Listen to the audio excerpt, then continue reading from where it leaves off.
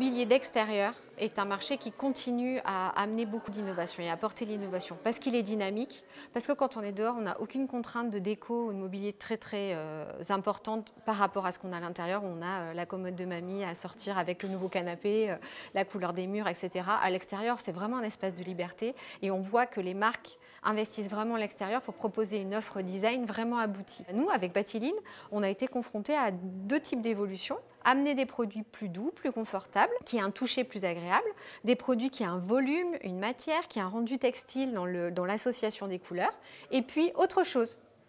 Et donc cette autre chose, c'est pouvoir faire du fil, pour faire un effet Scooby-Doo sur une chaise pour la typer un peu vintage. Mais quand même, si on met du fil Scooby-Doo, faut qu'on puisse s'asseoir dessus puis que ça reste durable, que ça ne se déforme pas, que les couleurs ne bougent pas. Donc exactement les mêmes contraintes qu'on avait quand on avait juste de la toile. Donc aujourd'hui, l'idée qu'on a avec Batilline, c'est de faire une refonte complète de nos gammes, de nos couleurs et de notre offre en termes de tissage pour montrer aux gens qu'ils peuvent aller beaucoup plus loin que la simple toile monochrome, toute plate qu'on a l'habitude de connaître et qu'on peut vraiment pousser sa créativité plus loin. Donc on a fait une refonte de gamme pour montrer qu'en plus avec plusieurs collections, plusieurs types de finitions, on pouvait faire des mix intéressants parce qu'aujourd'hui une grosse tendance aussi, c'est d'avoir des produits structurés en Batilline mais de rapporter un coussinage pour apporter cette dimension confort supplémentaire, etc. Donc en combinant ces matières, apporter encore une dimension couleur, encore une dimension esthétique.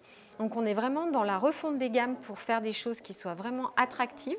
Et puis le deuxième axe très important pour nous, c'est de pousser les designers à venir chez nous avec les marques et de co-créer les textiles de demain.